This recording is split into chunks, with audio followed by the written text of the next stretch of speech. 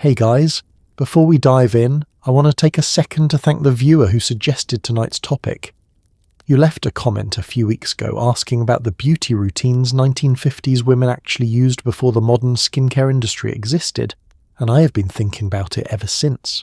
This channel exists because of suggestions like yours, and I mean that genuinely. If you are enjoying what we do here, please take a second to like the video and subscribe.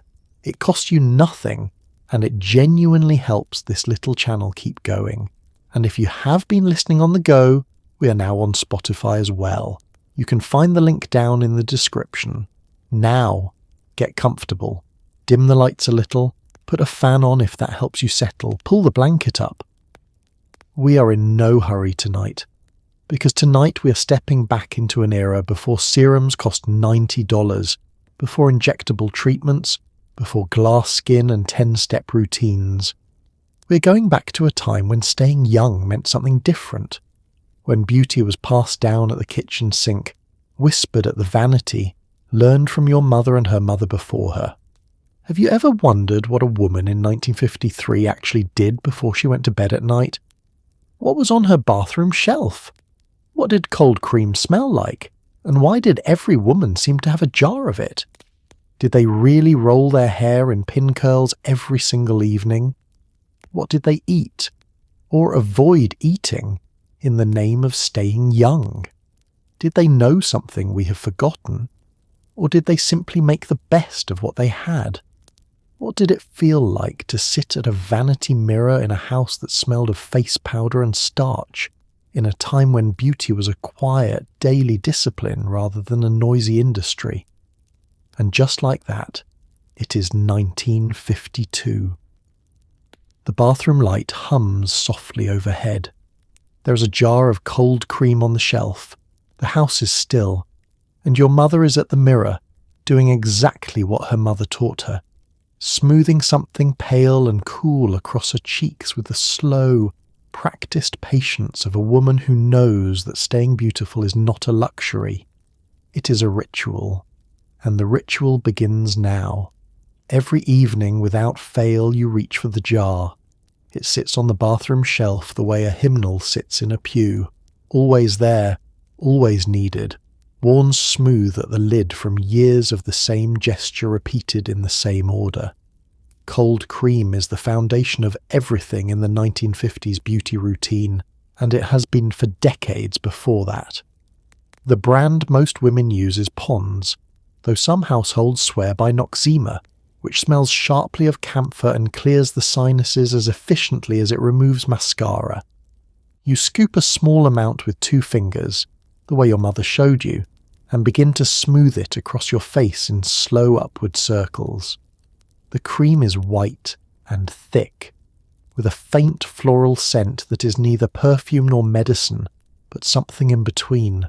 Something that belongs entirely to this hour of the evening and nowhere else. It goes on cool against the skin, just slightly below room temperature, and that small shock is part of the pleasure.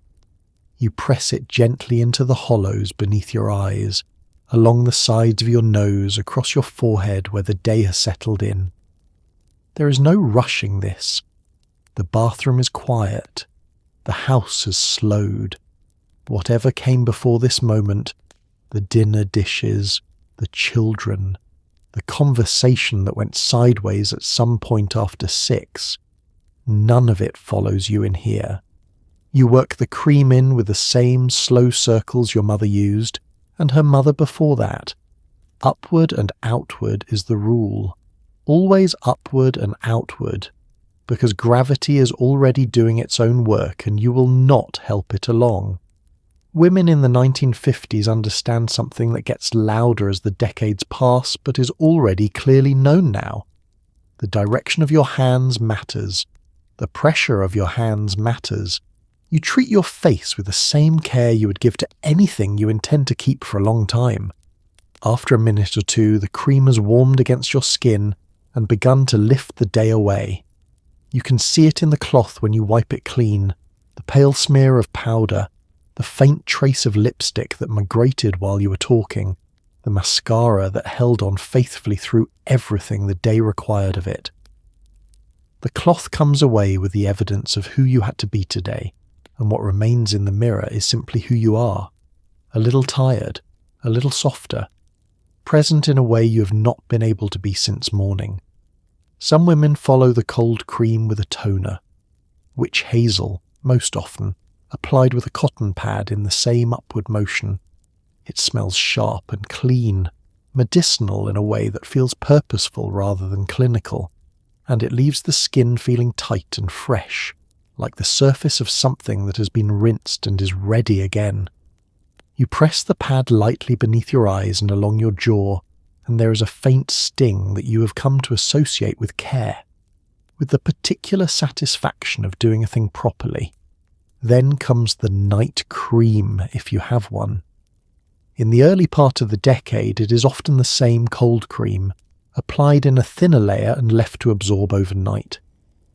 By the late 50s, small tubes and jars with more specific claims have begun appearing on the pharmacy shelf, creams that promise to restore, to firm, to work quietly while you sleep. You're not entirely sure you believe all of it, but you apply the cream anyway, smoothing it in with the same patient hands, because even the act of trying feels like a form of respect paid to yourself.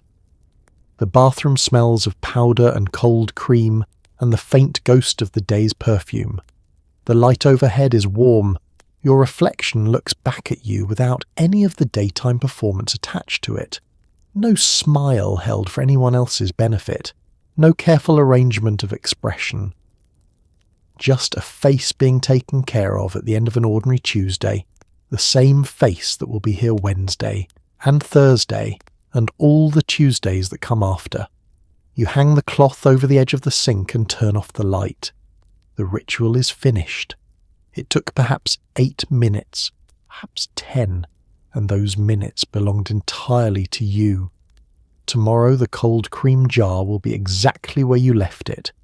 The lid will twist open with the same familiar resistance. Your 2 fingers will scoop the same small amount, and the whole quiet ceremony will begin again. There is something deeply steadying about a thing done the same way every night. Not because it guarantees anything, not because the cream erases time or stops what is coming, but because the doing of it, the showing up for yourself in this small, consistent way, becomes its own kind of anchor. Women in the 1950s do not always have language for this. They do not call it self-care or a routine or a ritual. They simply call it what you do before bed. But the feeling underneath it is the same feeling underneath all enduring habits. That you're worth the 8 minutes. That your face is worth the cold cream.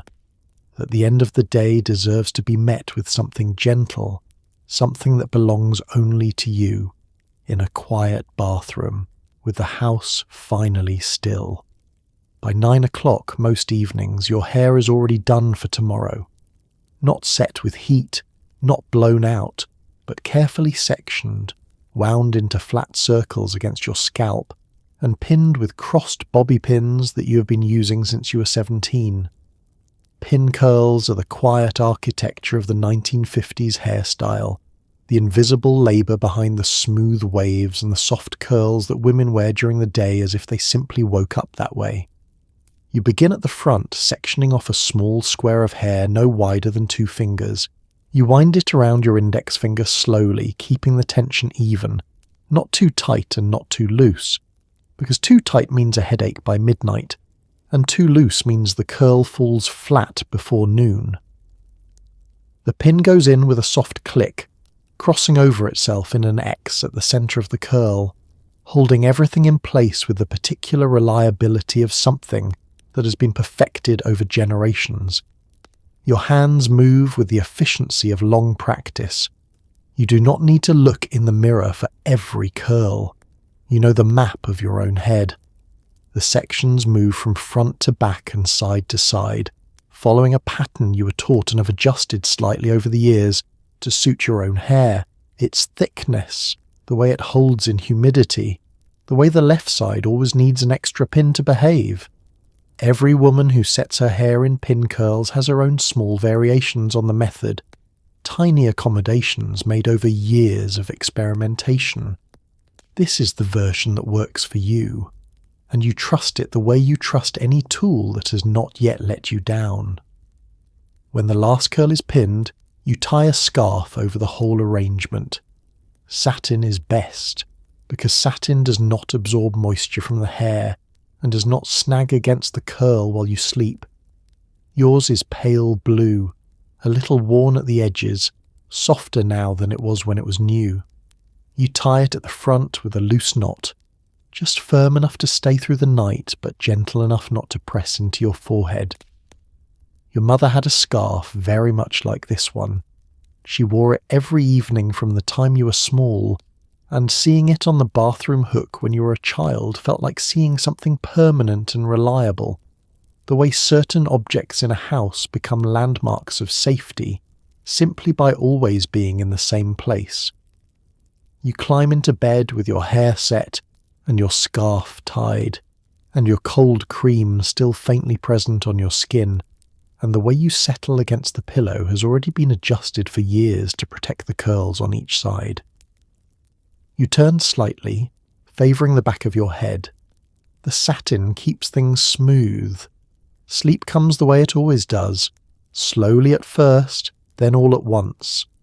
By morning, the curls have set into something the daytime world will see as effortless. You remove each pin with the same careful attention you use placing them, unwinding each section gently and releasing it into your palm. The hair springs into a soft wave, warm from sleep, holding its shape with the particular fidelity of hair that has been given time rather than heat. You run a comb through it lightly, coax the waves into their intended shape, and press them into place. A little spray, a touch of your palm along the crown. The finished style looks uncomplicated. It looks as if your hair simply behaves this way on its own, and that is, of course, the entire point. The effort is meant to be invisible, the labour dissolved into the result, the 8 or 10 or 12 minutes of careful pinning the night before swallowed entirely by the smooth, composed woman who appears in the mirror come morning. Women in the 1950s understand this as a kind of discipline, the discipline of preparation, of doing the invisible work so that what is visible seems to require no work at all. The satin scarf goes back on its hook by the mirror. Tomorrow night you will reach for it again without thinking.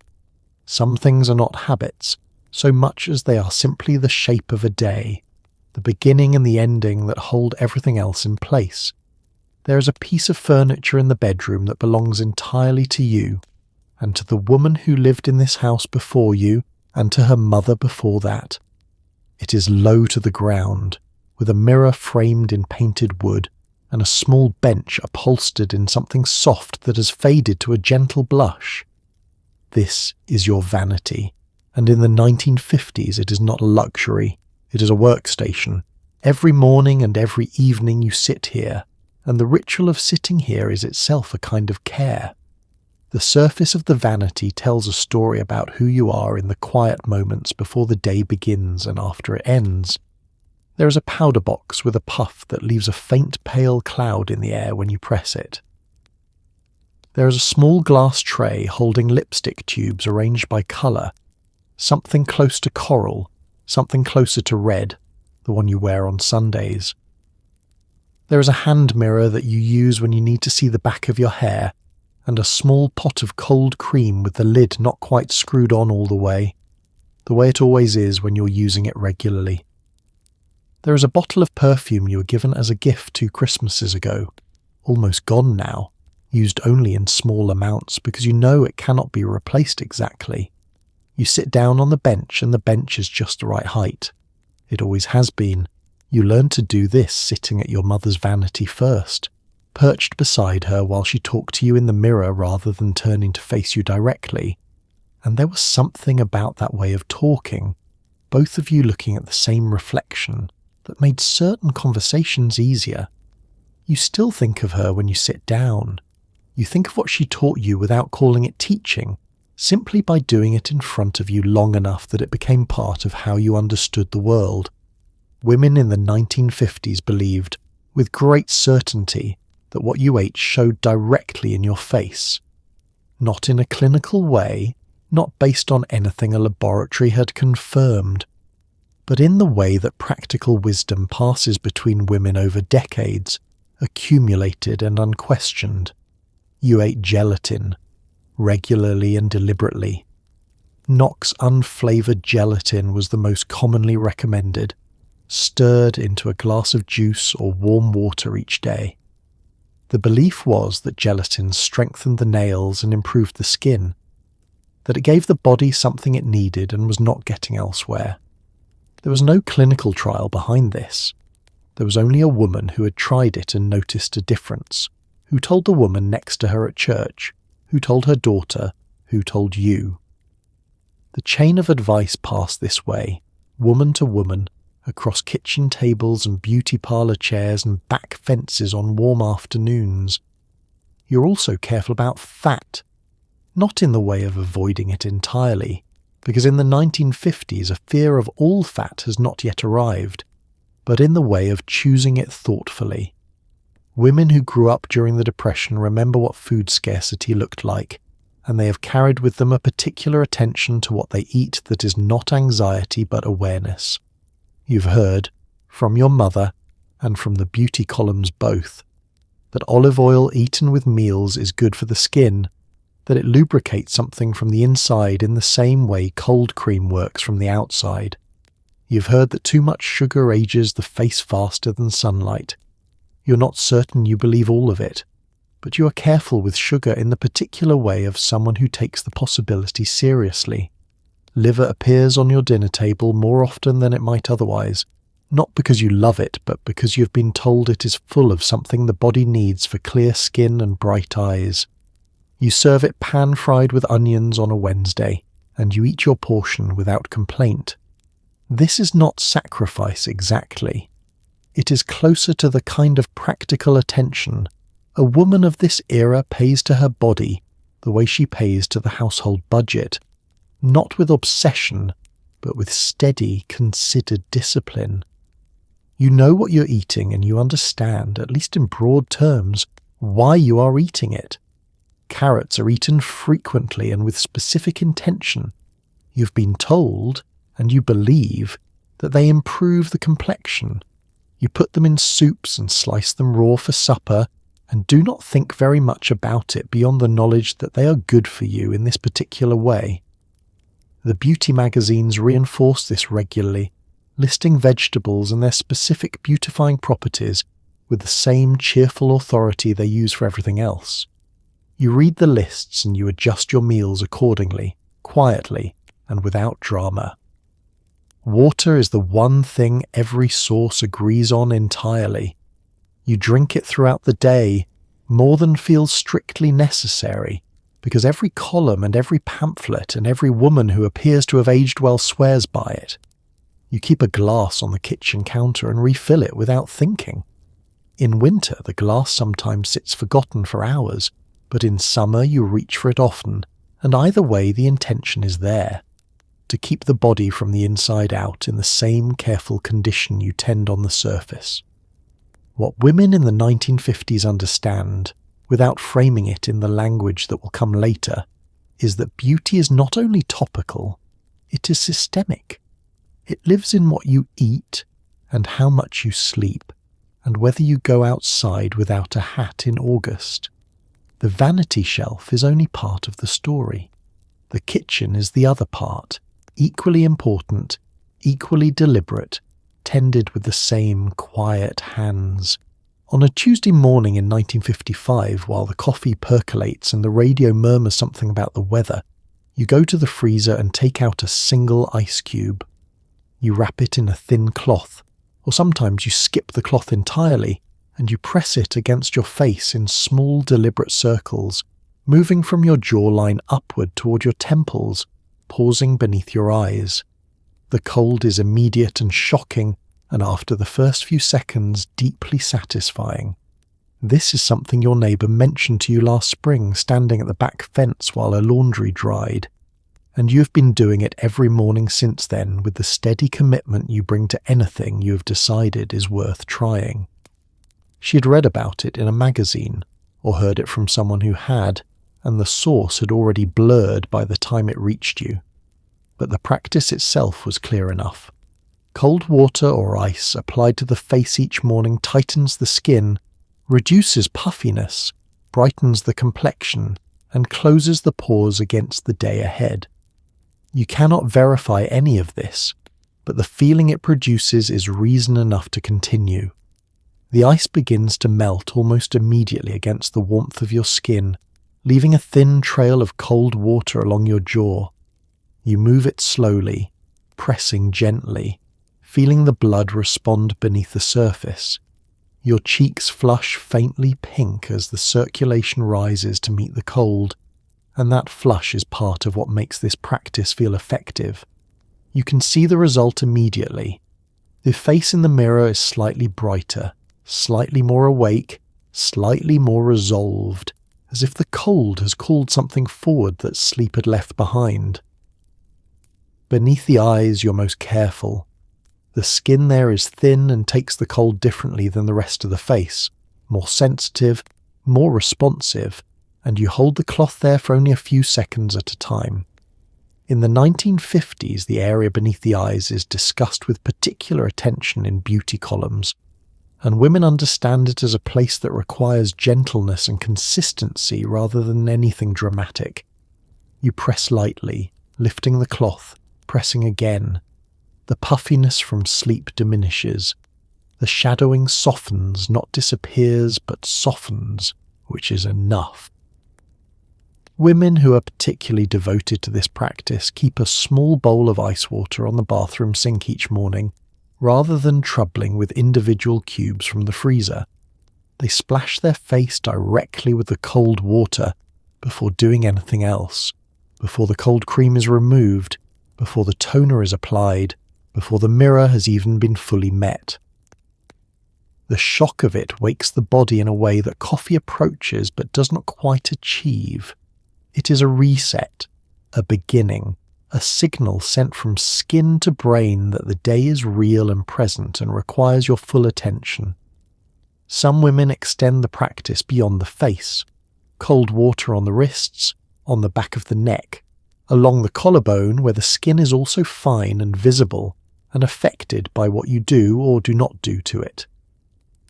The neck is always in the conversation when 1950s women talk about aging, and cold water applied daily is considered among the gentler preventive measures, available to everyone regardless of what they can afford to buy at the pharmacy counter.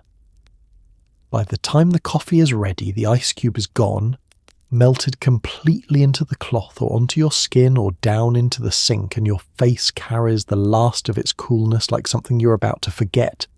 Pleasant, briefly present, already fading.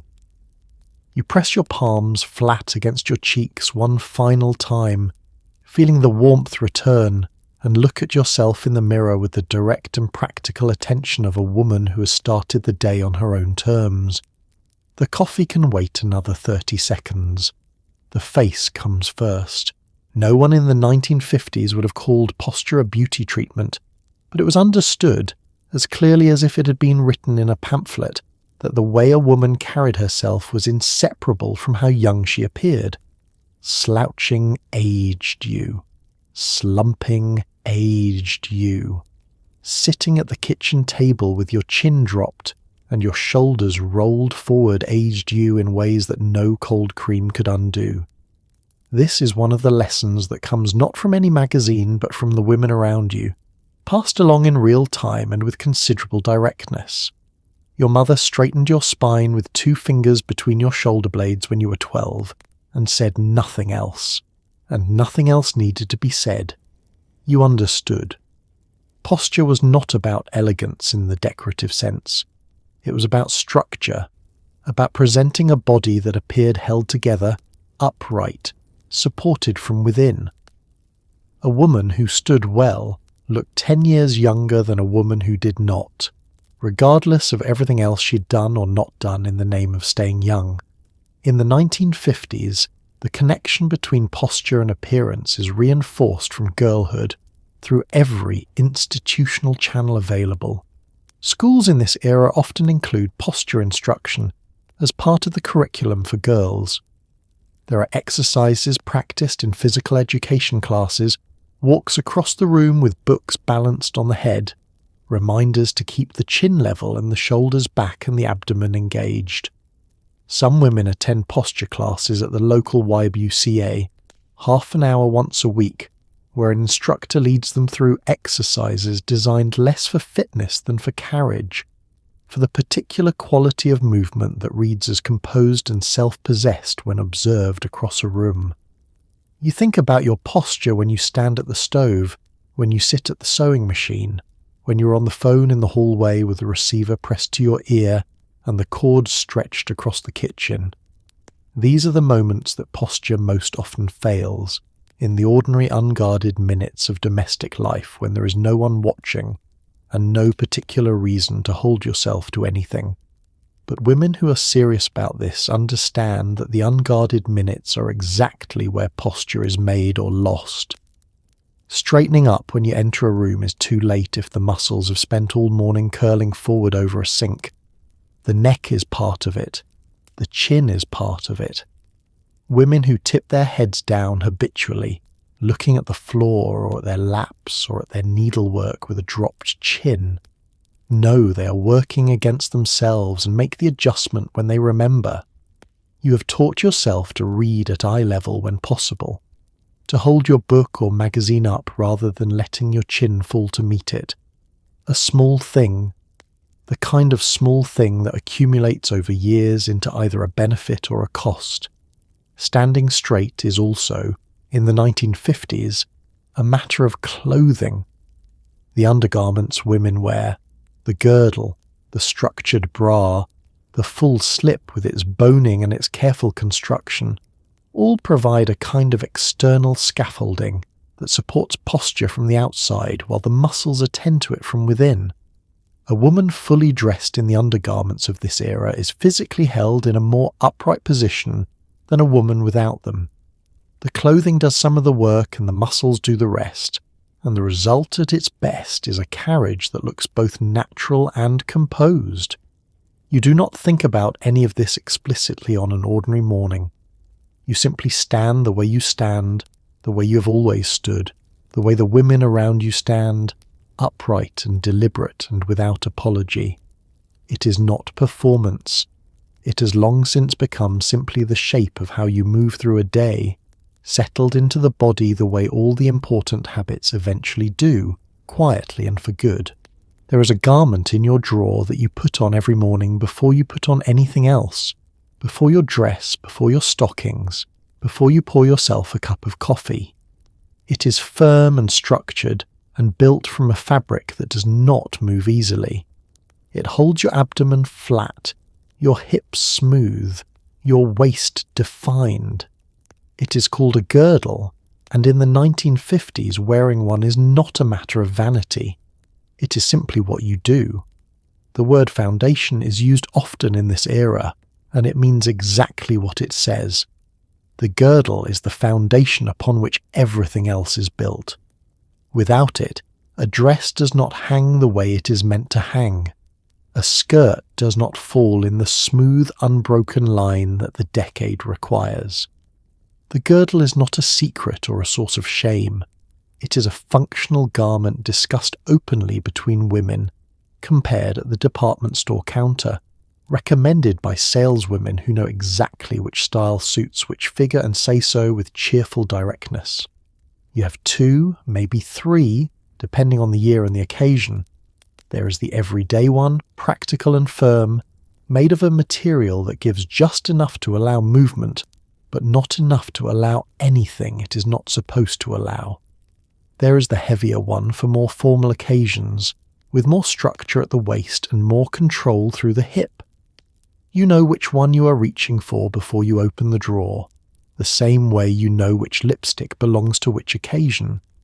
These are the small fluencies of a woman who has organized her life and her wardrobe with care.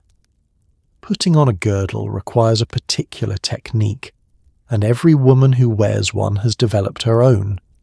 You step in from the bottom, working it upward in small, decisive tugs, smoothing it into place as it rises. There is a moment, brief but undeniable, when it settles and everything it is meant to do simply happens. The waist narrows, the abdomen firms, the silhouette resolves into the shape that the decade considers correct.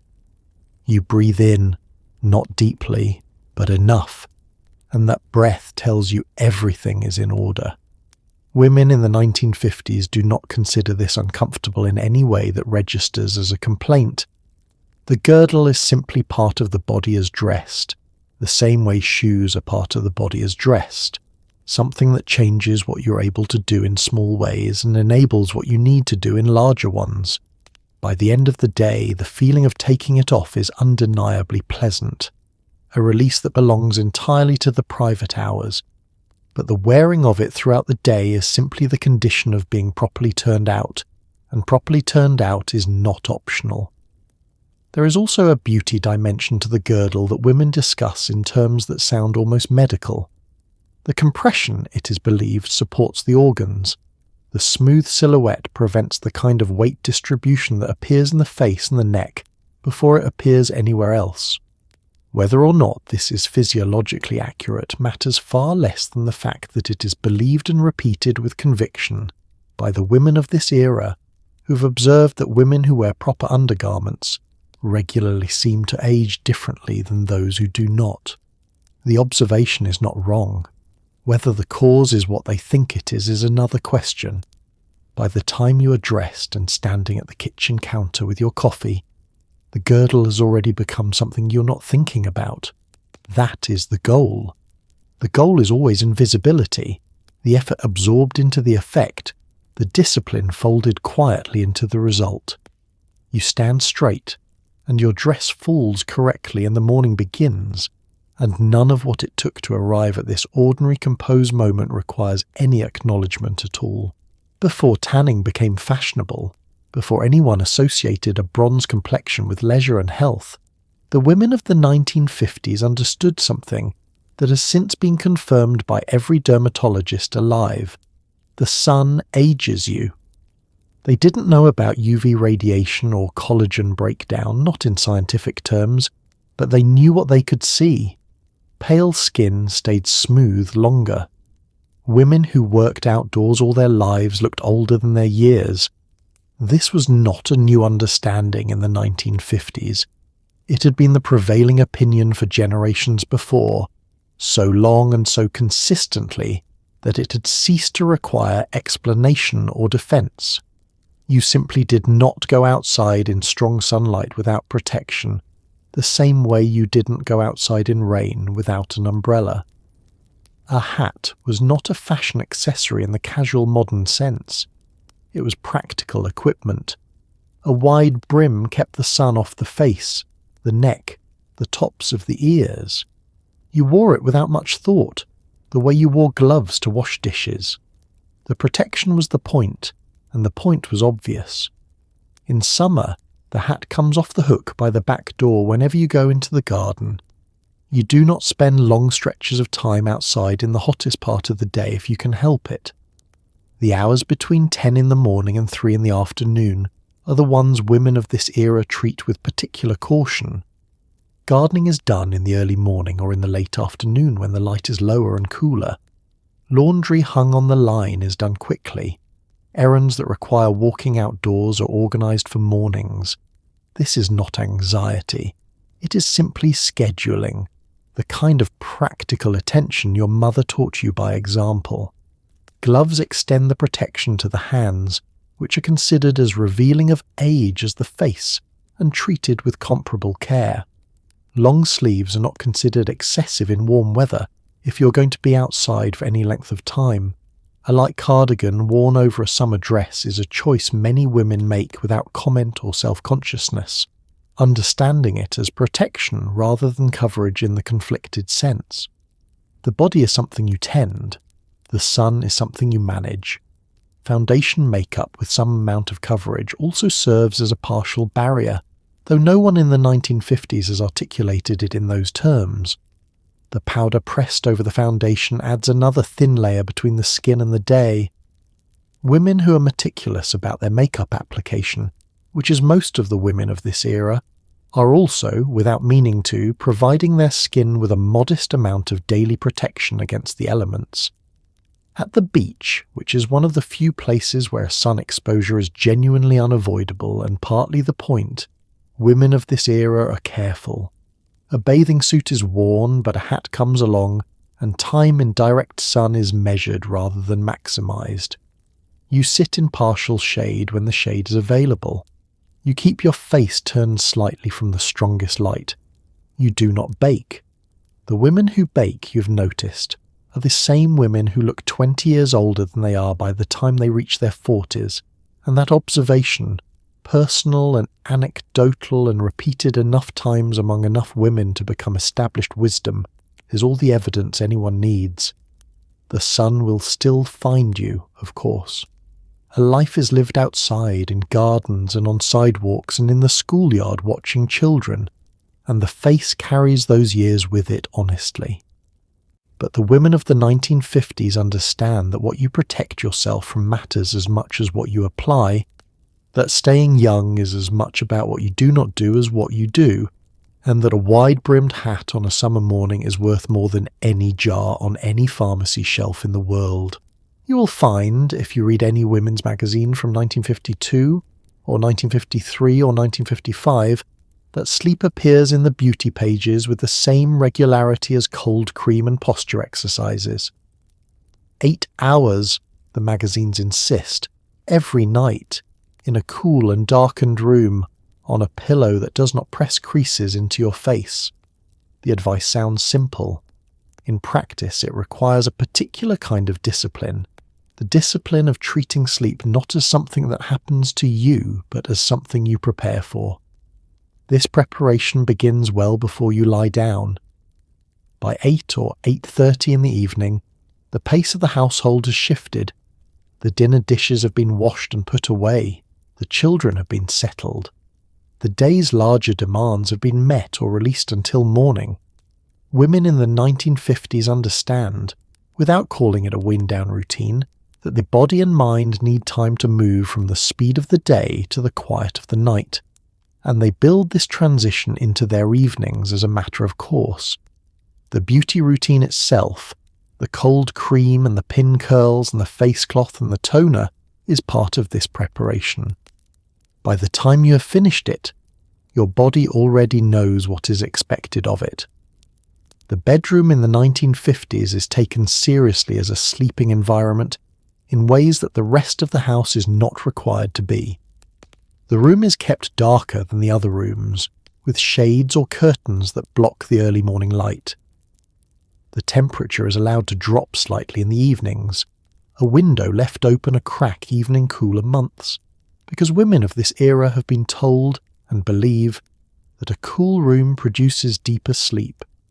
You sleep under a weight of blankets that would be excessive in a warm room, but is exactly right in a cool one, and the combination of cool air on the face and warmth everywhere else is the particular comfort of a winter night in a well-kept bedroom. The pillow is something women think about. Satin pillowcases are used by some in the same spirit as the satin headscarf, to protect the hair overnight and to reduce the creasing of the skin against rough fabric. A cotton pillowcase, washed regularly and ironed smooth, is the everyday standard for most households, and women learn to sleep in positions that do not press the face deeply into the pillow for long stretches. This sounds like a small and perhaps excessive concern, but a woman who wakes each morning with pillow creases pressed into her cheek for the first hour of the day understands, at a practical level, that the surface you sleep on leaves its mark. 8 hours is the number that appears everywhere, and women of this era take it seriously enough to organize their evenings around it. If you must be up at 6, you are in bed by 10. The arithmetic is simple and treated as non-negotiable by women who are serious about their complexion. They have watched what short sleep does to the face over time, the greyness that settles under the eyes, the flatness that comes over the skin when it has not had time to restore itself overnight, and they have understood that none of the jars on the bathroom shelf can substitute for what the body does on its own when given the hours it requires. In the morning, a woman who has slept well looks different from one who has not, and in the 1950s this difference is considered a matter of personal discipline as much as luck. You are responsible for your sleep the way you're responsible for your posture, your diet, your hat in summer. These are choices, or the closest thing to choices that a life permits, and the women of this era make them with the steady, practical conviction of people who understand that beauty is not given. It is tended. The room is quiet. The blankets are warm. The cold cream is doing whatever cold cream does in the night hours, and the most effective beauty treatment of the entire decade is simply this: 8 hours of genuine rest, taken seriously, prepared for carefully, and protected as a thing of value. Not because the magazines say so, though they do say so, but because every woman who has tried it knows that it is true. In the drawer of more than a few bathroom vanities in 1955, tucked behind the cold cream and the bobby pins, is a small pamphlet. On the cover, a woman with impeccably smooth skin demonstrates a series of exercises. Her mouth stretched wide, her brows lifted, her chin lifted toward the ceiling at an angle that looks both dignified and slightly alarming. These are facial exercises, and women in the 1950s practiced them with the same quiet conviction they bring to everything else in the beauty routine. The theory behind facial exercises is straightforward and sensible, in the way that things sound sensible before anyone examines them too carefully. The face contains muscles. Muscles that are exercised stay firmer than muscles that are not. Therefore, exercising the muscles of the face should, in principle, produce a firmer face. This logic is repeated in magazines and pamphlets and conversation often enough to become accepted wisdom, and women who perform their exercises each morning do so with the confidence of anyone following a reasonable prescription. The exercises themselves vary depending on the source, but certain ones appear consistently. You open your mouth as wide as it will go and hold the position for several seconds, feeling the stretch along the jaw and down through the neck. You smile as broadly as possible without moving any other part of your face, isolating the muscles at the corners of the mouth. You press your lips together firmly, as though resisting something, and hold. You lift your eyebrows and hold, feeling the forehead smooth, and then spring back when you release. You tilt your head back and extend your chin toward the ceiling, stretching the muscles along the throat and the underside of the jaw, which is the area women in this era watch most closely for the first signs of aging. The chin is a particular concern. The softening beneath the jawline, the slight relaxation of the skin along the throat, is something women notice early and address with considerable seriousness.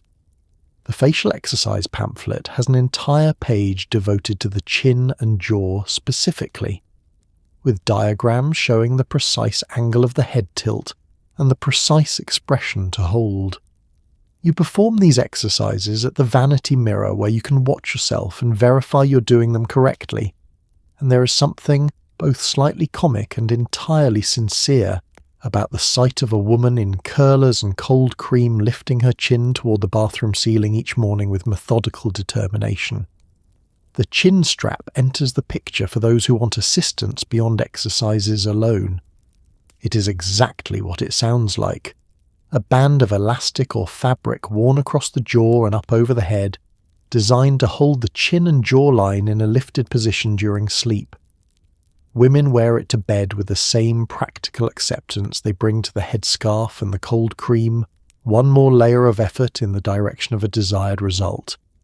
Whether it works in any measurable sense is a question no one in 1955 is positioned to answer definitively, but the women who wear it believe it does, or believe it cannot hurt, and the line between those two positions is narrow enough that the difference hardly matters. What is genuinely true, underneath the more speculative claims, is that the attention itself has value. A woman who performs facial exercises every morning is also a woman who stands at her mirror with intention, who looks at her own face with care rather than avoidance, who understands her face as something worth attending to rather than simply accepting or lamenting. That quality of attentiveness, practiced daily and with consistency, produces something real even when the specific mechanism is uncertain. By the time the exercises are done and the pamphlet has been folded back into the drawer, the morning is a few minutes older, and the face in the mirror is, if nothing else, thoroughly familiar. You know where the muscles are, you know how the jaw feels when it is fully stretched and when it is relaxed. You've spent 5 minutes in direct and deliberate relationship with your own face, and that relationship, accumulated over years and decades of the same small practice, becomes one of the quieter kinds of knowing. Not beauty exactly, something steadier than that. The small glass bottles on your bathroom shelf do not have glossy labels or clinical claims. They are simple, plain, inexpensive, and they have been in bathroom cabinets for longer than anyone can trace. Rosewater smells faintly of summer gardens and has been used by women since before your grandmother was born. Witch hazel is sharper, cleaner, astringent in the way of something that means business. You reach for one or the other depending on the morning, depending on the season, depending on something as unscientific as how your skin feels beneath your fingertips when you press 2 fingers lightly to your cheek. In summer, when the air is thick and warm and the skin runs warmer with it, witch hazel is the choice.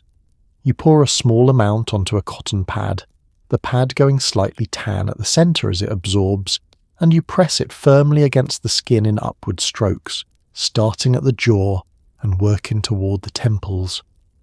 The smell hits you immediately, sharp and medicinal and clean, in the way of something that has been doing exactly one job for a very long time, and doing it without complaint. Your pores tighten almost visibly. The skin firms slightly at the surface, a brief and honest response that feels, whatever its actual mechanism, like the face waking up. Rosewater belongs to gentler mornings. To winter, when the skin is drier and more easily startled by anything too harsh. To the evenings when you want to finish the routine with something that smells like a garden rather than a pharmacy. You shake the bottle lightly before opening it, an old habit passed to you by someone who could no longer tell you why she did it, and the faint pink water catches the bathroom light for a moment before you pour it. It goes on with your fingertips rather than a cotton pad, pressed lightly across the forehead, along the cheekbones, at the corners of the nose where the skin can feel tight and dry in the cold months. The scent rises immediately, faint and real, not the synthetic rows of perfume counters, but something quieter and more honest, closer to actual petals on an actual warm morning. Women in the 1950s used both of these preparations as toners, a word the beauty columns used to describe anything applied after cleansing and before moisturizing, anything that closes what the cleansing opened and prepares the skin for what comes next. The step is considered essential rather than optional, and women who skip it are gently corrected by the beauty pages and by other women who have been doing this long enough to have opinions. You cleanse, you tone, you moisturize. This sequence is as established as the sequence of a meal, and departing from it feels like serving dessert before the soup. Both bottles cost very little. This is part of their appeal in an era when women are careful with household money and aware that expensive does not always mean better, a lesson learned during the Depression and not quickly forgotten. Rose water can be made at home if you have roses and patience and a saucepan. Witch hazel comes from the pharmacy for almost nothing, and yet both produce results that women can see and feel, results that are consistent and repeatable, and require nothing more complicated than a cotton pad and 2 minutes of quiet attention. There is something in the simplicity of these preparations that appeals to the sensibility of the 1950s woman, who respects practicality and is skeptical of anything that seems to promise more than it can reasonably deliver. The creams with the long clinical names and the elaborate claims are bought and used and appreciated, but there is a separate and deeper trust reserved for the things that have been on bathroom shelves for generations. The things that smell like something real.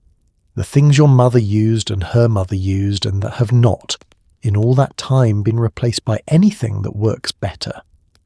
You replace the cap on the witch hazel and set the bottle back in its place, and the bathroom smells for a moment of both preparations at once, the sharp and the soft, the medicinal and the floral, the two registers of the same small daily care.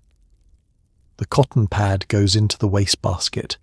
Your face feels clean and slightly cool and ready for whatever comes next. Outside the bathroom window, the morning is beginning in the ordinary way, the light changing slowly in the yard, a neighbour's screen door opening somewhere down the block.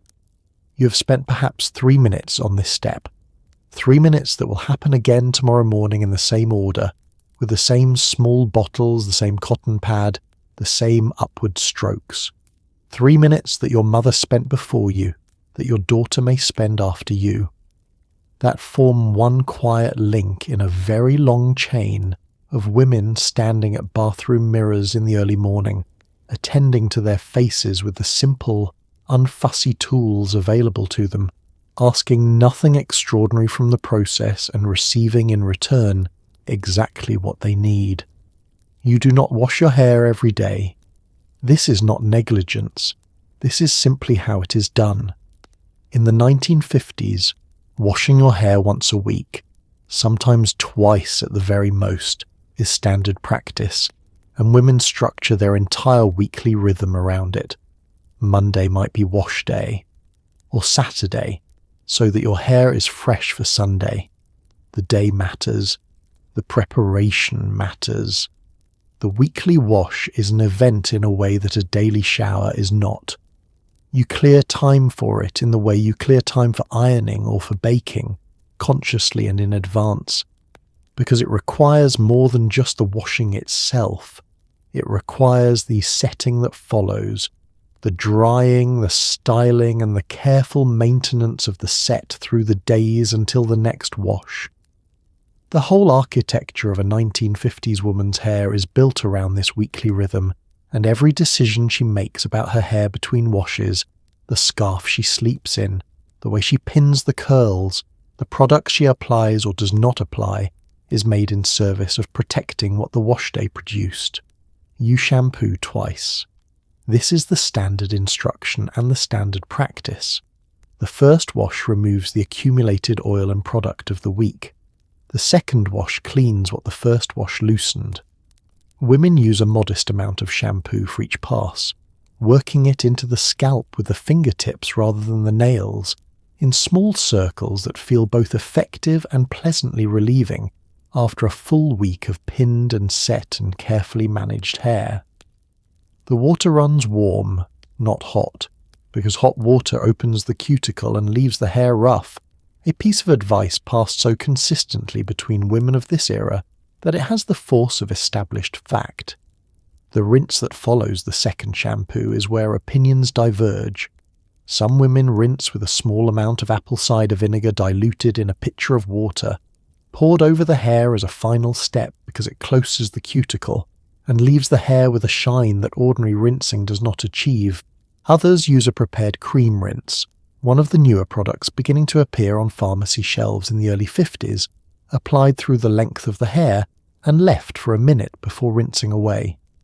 The smell is pleasant, faintly floral, and the hair afterward feels smoother and easier to comb through, without the familiar morning resistance that dry hair in pin curls accumulates by the end of the week. Drying is done carefully and mostly with patience rather than heat. A towel is pressed firmly against the hair rather than rubbed, because rubbing roughens the cuticle in the same way hot water does, and the goal at every stage is smoothness, a surface that reflects light and lies flat and does what it is told when the setting begins. Some women sit in the sun when the weather allows, which is considered both efficient and beneficial. The warmth of the sun gentler than the heat of a dryer and accompanied by fresh air, which is generally considered good for hair in the same vague, confident way it is considered good for everything else. Others sit near an open window or simply wait, going about the morning's smaller tasks while the hair dries gradually. The setting that follows the wash is the most labour-intensive part of the whole process, the point at which an hour or more may be spent in careful, systematic arrangement of rollers or pin curls, or a combination of both, depending on the style being maintained. You work through your hair section by section, with the quiet concentration of someone doing something that requires full attention and rewards it. When the setting is complete, and the headscarf is tied, and the dryer hood, if you have one, is lowered into place, there is a particular satisfaction in the finished preparation. Everything in order, everything where it belongs, the week's hair work as good as done in a single committed morning. The days that follow are maintenance days, and skilled maintenance is its own form of art.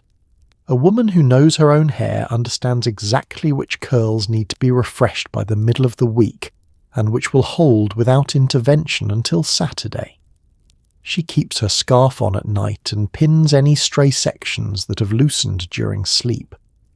She touches the hair as little as possible during the day because hands carry oil, and oil, once transferred to the hair, begins the clock toward the next wash earlier than intended. By Friday or Saturday, the hair has lived its week and is ready to begin again.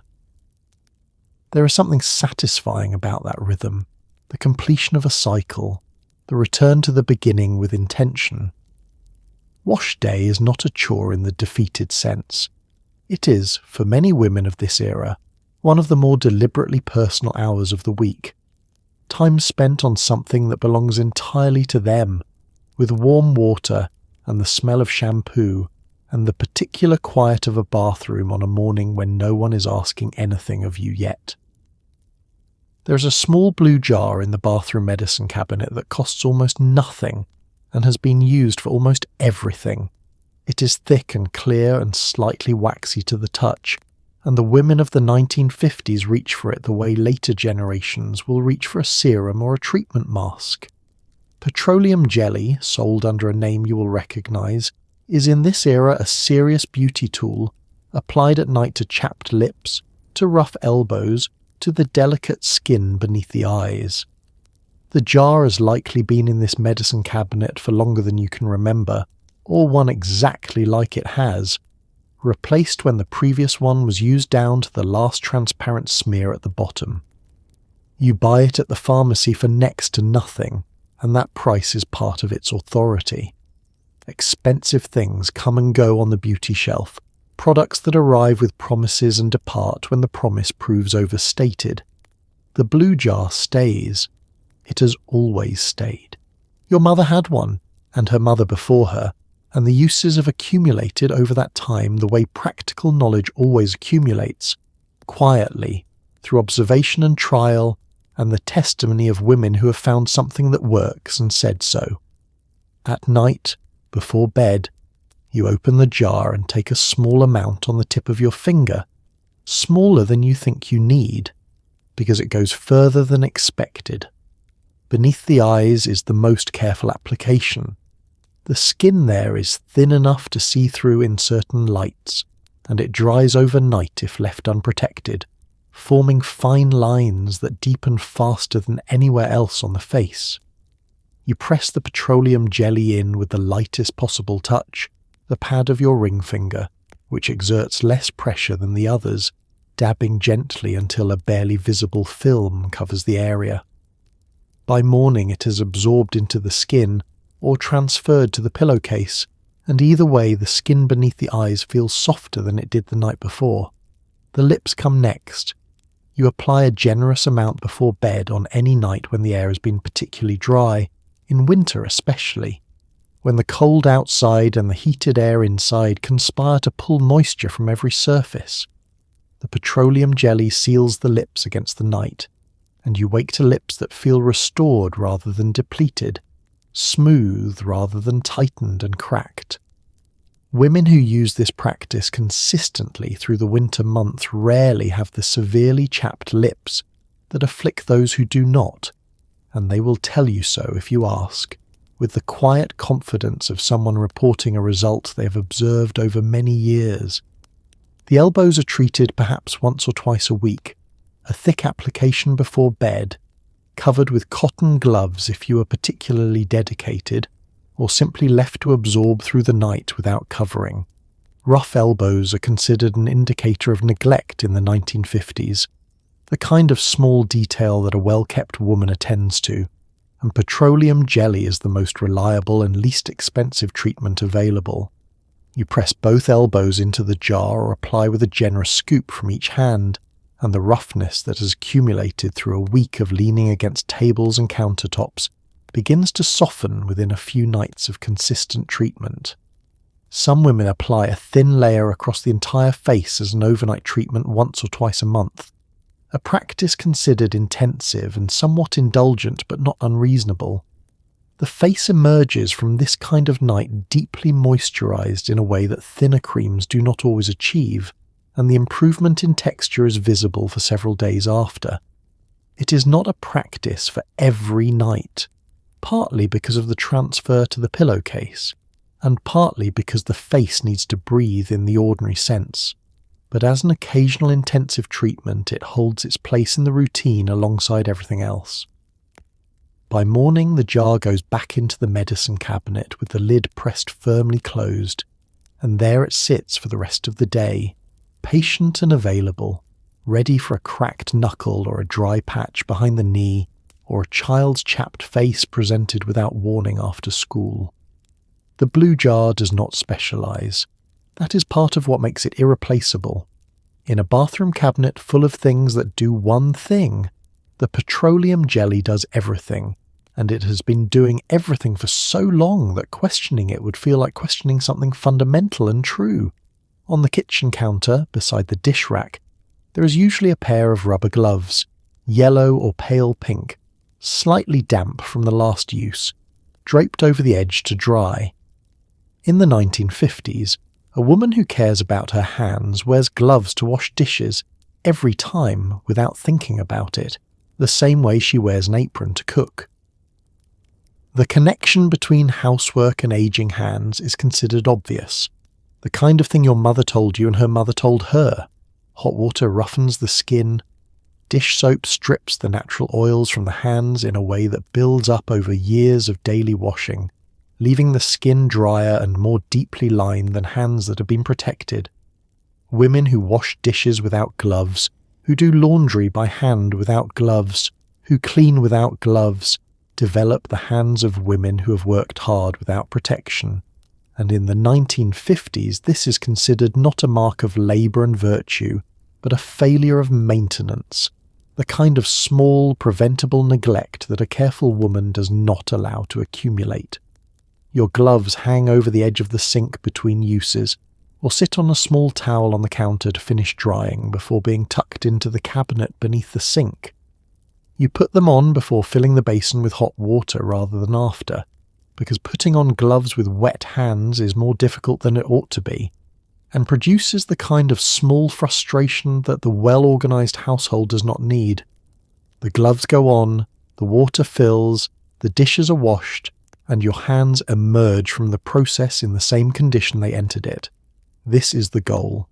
This is always the goal. Beyond the kitchen, gloves extend outward through the life of a 1950s woman in ways that serve beauty as much as formality.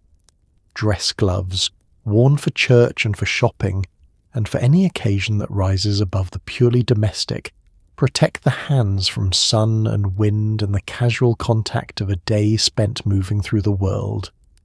Women remove their gloves for handshaking in some circles and keep them on in others, and the protocol around this is understood and observed, but beneath the social dimension is the practical one. Gloved hands age more slowly than ungloved ones, and the women of this era know it. Hand cream is applied several times throughout the day, and the routine of application is itself a kind of small ritual repeated often enough to become unconscious. You keep a jar or a tube beside the kitchen sink, and after removing the dish gloves and drying your hands on the dish towel, you reach for the cream before you reach for anything else. You work it into the backs of your hands first, then the palms, then the spaces between the fingers, pressing gently into the knuckles where the skin tends to roughen and crack first in dry weather. This takes perhaps 30 seconds. It happens so automatically that on the days you forget it, you notice its absence with mild surprise, the way you notice any habit you've carried long enough for it to feel necessary. Women of this era pay particular attention to the knuckles and the cuticles, which are kept pushed back gently and kept soft with oil or cream, because cuticles that are dry and ragged are considered a form of visible neglect on a par with smudged lipstick or unironed clothing. The hands are always visible. They are the part of the body that reaches toward the world in the most literal sense, and they carry the evidence of how they have been treated with complete honesty. You look at your hands at the end of a careful day, at the sink or in the lamplight of the living room, and they tell you something about the discipline you have maintained. The skin is soft along the knuckles, the nails are even and clean, without being elaborately shaped, because elaborate nail maintenance is considered less practical than consistent care. Your hands look like hands that have done their work and been looked after afterward, which is exactly what they are. And in the 1950s, that combination, the evidence of labour alongside the evidence of care, is something a woman can feel quietly satisfied about in the private inventory she takes each evening of how well she has done by herself. Before the bathroom mirror, after the cold cream has been absorbed and the toner has dried and the lips have been carefully drawn, the final step in the morning routine is powder. In the 1950s, powder is not optional. It is the punctuation mark at the end of a carefully composed sentence. Loose powder sits in a round cardboard box and is applied with a large soft puff that leaves a fine, even mat across the entire face.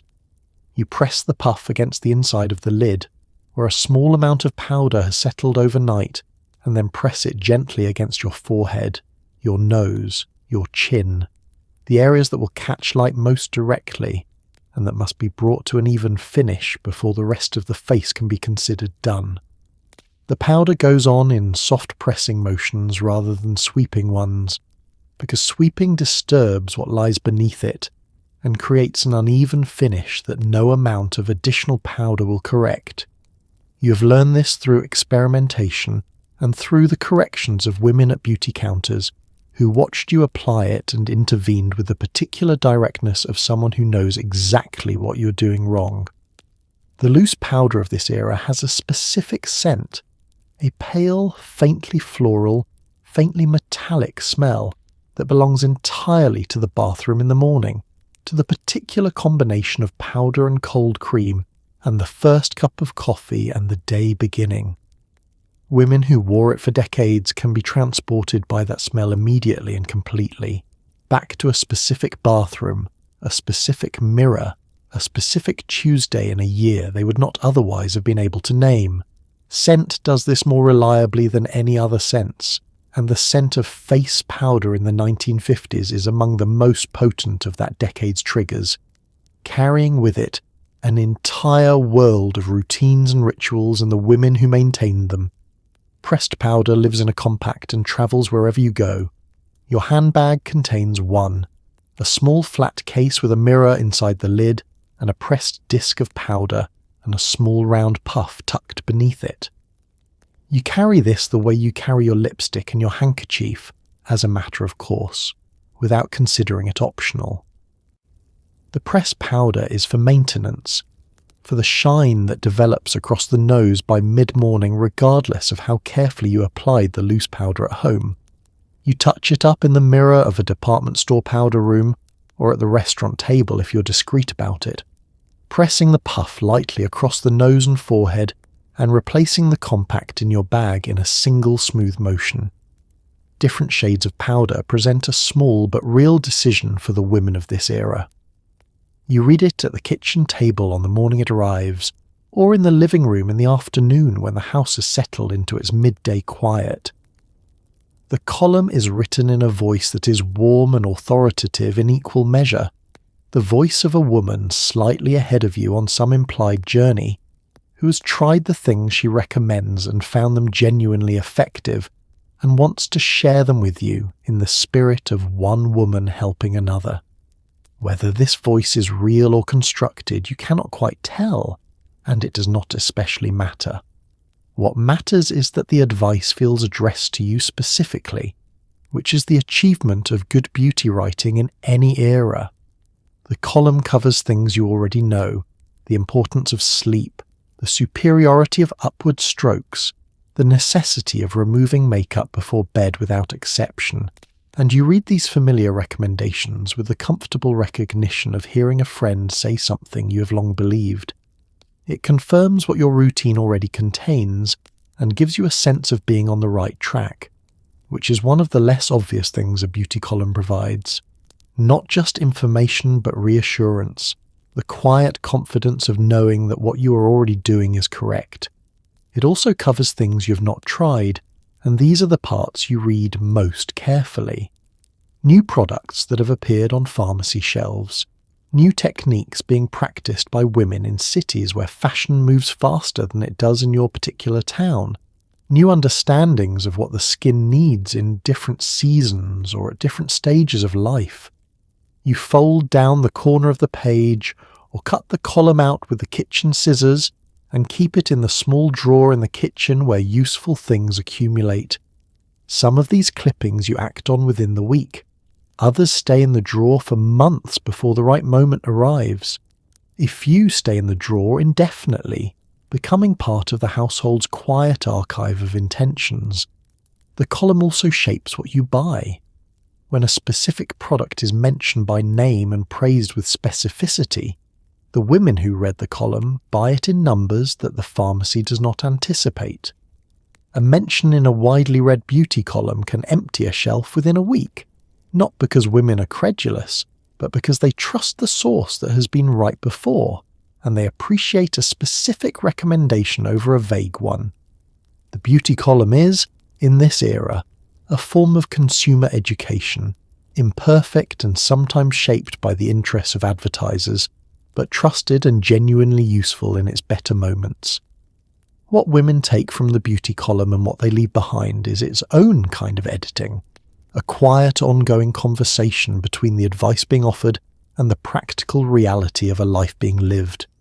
You read the recommendation for a twice-weekly egg white mask and consider it seriously for a moment, picturing the egg whites in your refrigerator and the 5 minutes required and the clean-up afterward. And then you fold the magazine closed and go about your Tuesday. Some advice finds the life it fits, some does not.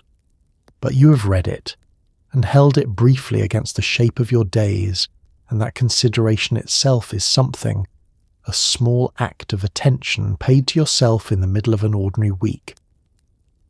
There is a world of beauty in the 1950s that exists beyond the bathroom shelf, a professional world of salons and estheticians and treatments that the average woman might visit once a month if she can afford it, or once a year as a special occasion. The beauty salon is not simply a place to have your hair done. It is a place where knowledge lives, where the women who work behind the chairs know things that have not been written down in any magazine column.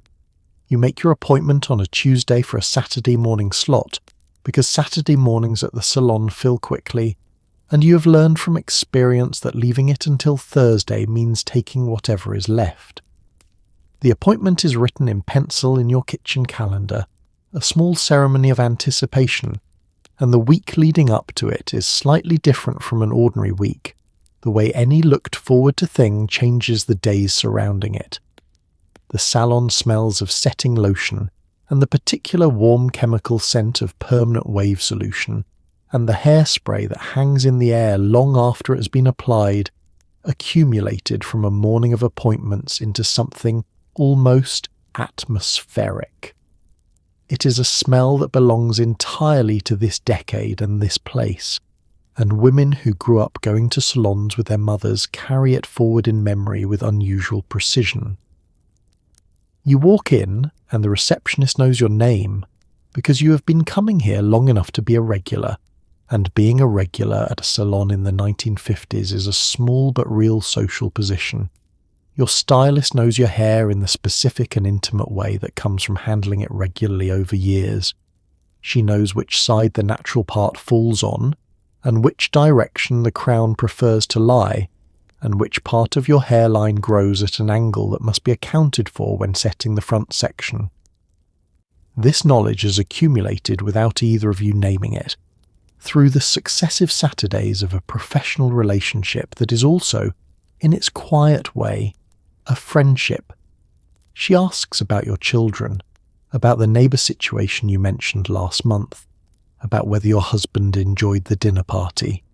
You answer and ask in return, and the conversation proceeds in the comfortable rhythm of two women who have talked this way many times before. What she tells you about your hair carries an authority that the beauty column cannot match, because it is specific to your hair on this particular day, in this particular season. She notices that the ends are drier than last month and recommends a treatment she can apply today.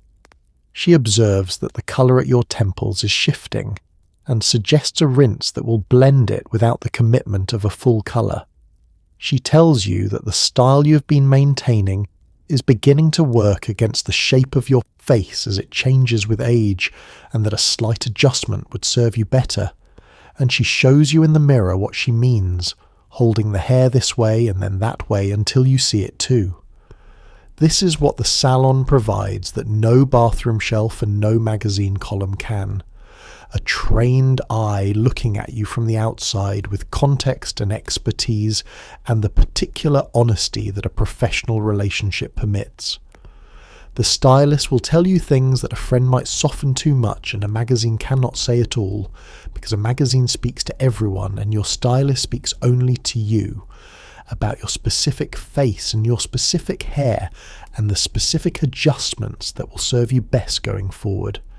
You leave the salon on Saturday morning with your hair set and your scalp massaged and your stylist's recommendations turning over quietly in your mind, and the week ahead feels slightly different for the visit. Not transformed exactly, but attended to in a way that the home routine, as faithful as it is, cannot entirely replicate. The professional knowledge lives in the salon, and once a month you go there to borrow some of it and carry it home with you in the shape of better hair and a cleaner understanding of what your face requires. In the 1950s, women know something that dermatologists will spend the rest of the century trying to say louder. The neck tells everything. You can have a perfectly smooth face, a flawless complexion, not a fine line above the jawline, and your neck will still speak the truth about your age if you have not cared for it properly. This knowledge is passed between women with the same directness applied to posture and sun protection, not as something to be anxious about, but as something to be practical about, because the neck is simply another surface that requires tending, and women who tend it consistently are distinguished quite visibly from those who do not. The beauty columns are specific about this. They give the neck its own paragraph, its own set of instructions, its own product recommendations, rather than tucking it into a footnote beneath the guidance for the face. The neck is not an afterthought. It is, in the vocabulary of 1950s beauty, an extension of the face, and it is treated accordingly. Your cold cream does not stop at the jawline. Every evening, after you have worked the cream across your face in the familiar upward circles, you continue downward, smoothing the cream along the throat and toward the collarbone with the same unhurried attention. The motion here is upward too, always upward, lifting rather than pressing down, because the neck is among the first places where skin begins to soften, and the direction of your hands is understood to matter here as much as anywhere. This takes perhaps 30 additional seconds. It adds nothing difficult to the routine. but over months and years the difference between a neck that has been consistently moisturized and one that has not is a difference visible to anyone who looks. Neck exercises are part of the program for women who take this area seriously, and many do. You tilt your head backward slowly, feeling the stretch along the front of the throat, and hold. You turn your chin from one shoulder to the other in slow, deliberate arcs. You press your chin gently downward against the resistance of two fingers pressed beneath it. A small and slightly absurd exercise that nonetheless strengthens the muscles along the jaw and upper neck in ways that women of this era observe and trust. These exercises are performed at the vanity mirror, briefly at the end of the morning routine, and they require nothing except the willingness to look slightly ridiculous for 2 minutes before the day begins. Turtlenecks and high collars are worn with an awareness that they protect the neck from wind and cold in the same way that hats protect the face from sun. Women who are particularly attentive to neck care choose their necklines with this in mind during the winter months, reserving the lower cut of a formal gown for the warm interior of a party rather than the cold of an outdoor afternoon. This is not vanity in the restrictive sense. It is simply the extension of a consistent logic. Protect what you want to keep. The skin along the throat is also watched for a particular kind of creasing that develops in women who sleep on their sides with the neck bent, a horizontal line or two pressed into the skin by the position of sleep over many years. Women who are serious about neck care learn to sleep with the neck extended, supported by a pillow positioned to avoid the fold, or they add an extra layer of cream to the neck at night, knowing that the sleeping position they cannot easily change requires additional compensation from the care they apply when awake. By the time you've incorporated neck care into the daily routine thoroughly enough that it happens without thought, it has already become invisible in the best sense, folded into the sequence of the morning and evening the way all the lasting habits are, present and consistent and quietly effective, not because any single application achieves anything dramatic, but because the accumulation of daily care over years produces a neck that has been treated as something worth preserving, and that preservation shows in exactly the way that neglect would have shown instead. In the mid-1950s, something new appears on the pharmacy shelf, and it causes a quiet stir. Not a loud one, not the kind that makes the front page, but the kind that spreads between women in hushed, interested tones at the beauty counter. The new creams contain hormones, estrogen specifically, or something marketed under a name that implies it. The promise is almost too good to say out loud, that applying this cream regularly will actually slow the aging of the skin at a cellular level. Women stand at the counter and read the labels carefully, turning the small jars over in their hands with a particular attention given to anything that seems to offer more than usual. The language on the package is scientific in a way that beauty products have not previously been, using words that belong to a doctor's office rather than a pharmacy shelf and that create, intentionally, the impression of medicine. This is something different, the packaging implies. This is something that understands what is actually happening beneath the surface of the skin rather than simply addressing what is visible on top of it. You bring one home and set it on the bathroom shelf beside the cold cream and the witch hazel and consider it for a few days before opening it. The jar is smaller than you expected and more expensive than what you are used to paying for skincare, which is both a deterrent and a kind of endorsement. Things that cost more are assumed to have been worth the cost to produce, and the assumption is not always wrong. You apply it for the first time on a Thursday evening after the rest of the routine is finished, pressing a small amount into the skin along the cheeks and forehead, and the texture is lighter than cold cream, absorbing more quickly, leaving less residue on the pillowcase. Whether the cream does what the label claims is a question that will not be fully resolved in the 1950s. The science behind topical estrogen and its effects on skin aging is genuinely being explored during this decade, and some of what the beauty industry claims is closer to accurate than the skeptical would expect, while some of it is further than the credulous would like. Women who use these creams report improvements in skin texture and firmness that feel real to them, observed over months of consistent use and compared against what the skin was doing before. Whether the improvement is chemical or the result of any moisturizing cream applied consistently, no one can say with certainty, and in the absence of certainty, the experience of the woman using the product carries considerable weight. The conversation around hormone creams moves through the social circles of women in the mid-50s with the energy of genuinely new information, which it partly is. Women discuss them at the beauty parlour, at bridge clubs, over coffee in kitchens on weekday mornings when the children are in school, and there is time for the kind of conversation that does not need to be hurried. They compare observations, how long before they noticed a difference, which specific area seemed to respond most, whether the price was justified against what they could see in the mirror after 6 weeks of use. What the hormone cream represents beyond its specific claims is the beginning of a shift in how beauty products understand themselves and present themselves to women, a move from the language of tradition and inheritance, the cold cream your grandmother used, toward the language of science and research and active intervention in the aging process. Women of the 1950s stand at exactly this threshold, one hand on the familiar jar and one hand reaching towards something newer and more ambitious, and the combination of both is very much the beauty shelf of this particular decade, old and new together, tested and experimental side by side, each with its own kind of authority.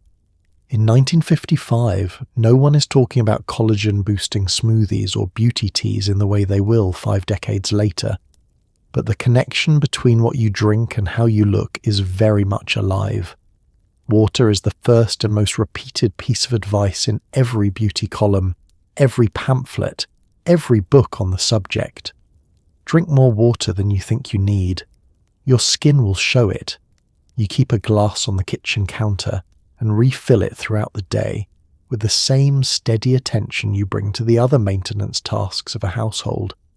Not because you are particularly thirsty, but because the body's signals for thirst are, as the beauty columns point out with some regularity, less reliable than they appear.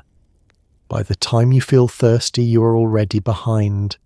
The glass on the counter is a reminder more than anything else, a visible prompt to drink before the body thinks to ask. Women who maintain this habit have complexions that show it in the specific way of skin that is consistently hydrated from within, a suppleness that no topical cream can fully replicate, because it originates in a different place altogether. Milk is consumed daily and without question. The calcium it provides is understood to support the teeth and the bones, and women of this era are clear-eyed about the relationship between bone health and how the face ages, how a face without the underlying support of strong bone structure settles differently than one with it. A glass of milk at breakfast or at supper is a habit carried from childhood that no one has yet given anyone a reason to abandon, and so it continues, unremarkable and consistent, one of the pillars of a daily routine that serves the body in ways women of this era understand partly and trust entirely. Tea is the other constant drunk throughout the day from mid-morning onward, often from a pot kept warm on the back of the stove rather than brewed fresh for each cup. The tea of the 1950s American household is most often a plain black tea, moderately steeped, taken with a small amount of sugar or without, and its connection to beauty is understood primarily as a matter of warmth and hydration, and the particular comfort of a hot drink on an ordinary afternoon. Women who have read their beauty columns know also that used tea bags pressed against the eyes reduce puffiness, and so the tea bag is rarely thrown away immediately after brewing, but set aside on a small saucer to cool before being brought to the bathroom for the brief application that makes the eyes look less tired by noon.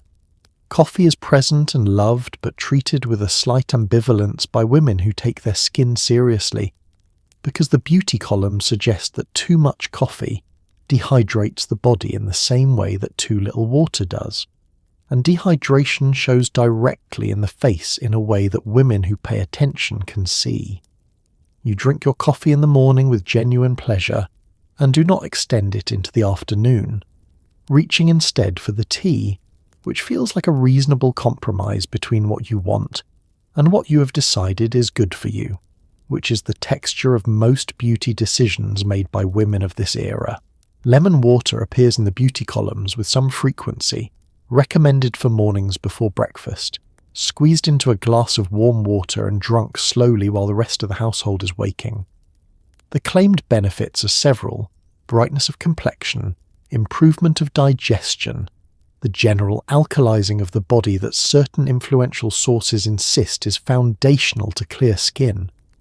You try it for a month one winter, cutting lemons the evening before and leaving them on the counter for morning convenience, and the ritual of it is pleasant enough that you continue longer than the trial period you originally intended, not because the result is dramatic, but because the warm water with lemon in the quiet of an early morning feels like something you're doing for yourself, which carries its own value entirely separate from whatever the lemon contributes to your complexion.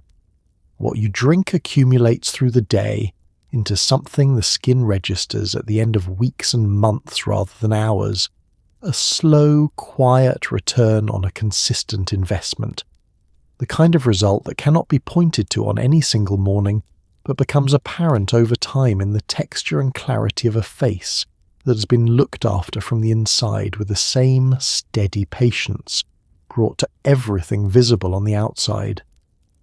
Saturday evening carries a particular weight in the 1950s Beauty Week. It is the night before Sunday, which means church or family visits, or simply the day when you are most likely to see people who will notice how you look. And so Saturday evening becomes, in many households, the most dedicated beauty night of the week. You begin earlier on Saturday than on other evenings, starting the routine while the last of the daylight is still present, rather than waiting until the house has gone fully dark and quiet. There is more to do tonight, and you give it the time it requires without rushing, which is part of what makes Saturday evening feel different from the other nights of the week. This is not maintenance, this is preparation, and preparation deserves attention. The bath comes first on Saturday, longer and warmer than the quick wash of a weekday morning. You fill the tub higher than usual and add something to the water, a small measure of bath salts or a few drops of cologne, or simply enough hot water that the steam rises and the bathroom fills with a warmth that softens everything it touches, including the skin. Women of this era understand the bath as a beauty treatment in the most literal sense. Steam opens the pores in a way that cold water closes them, and opened pores can be cleansed more thoroughly, leaving the skin in a condition that the weekly face mask or the deeper cold cream application can then address more effectively.